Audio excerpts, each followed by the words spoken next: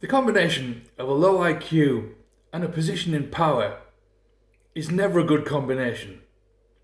Keir Starmer is an obvious example, but the entire Labour Party in the past probably would have ousted him if they didn't agree with him, so they all clearly agree with him.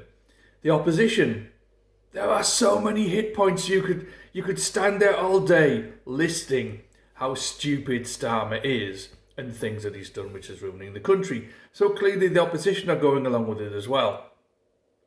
There are several people, and I'm sure that they actually believe that there is a thing called the far right in Britain, which there isn't. There never has been. In fact, most of the far right get out of the police vans and start doing the things that the police say, oh, look at the far right. And you go, yeah, it's you lot with masks on. That's why you're all wearing masks. And if it's not the far right, it's the far left. They clearly bus Antifa to places, and they are paid. We know they're paid. We know who pays them.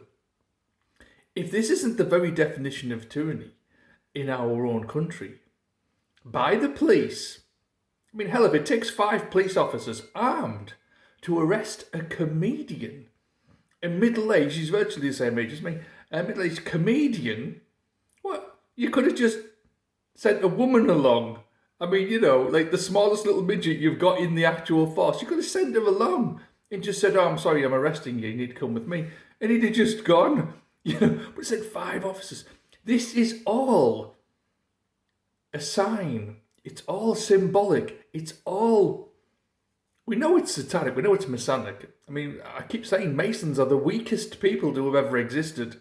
They're not very clever either. And they need to gang together to actually accumulate one brain cell. And I say that knowing several Masons who... When I left the NHS because I whistle blew, I couldn't stay in a corrupt organisation. So how can you if you're a Mason? How can you if you're the police? How can you if you're in the army, the navy, whatever?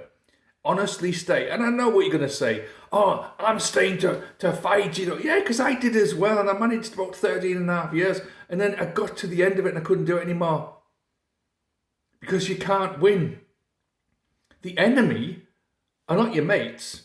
If you're fighting an enemy on a battlefield, those guys who are trying to kill you, they're not your enemy. It's the people at the top.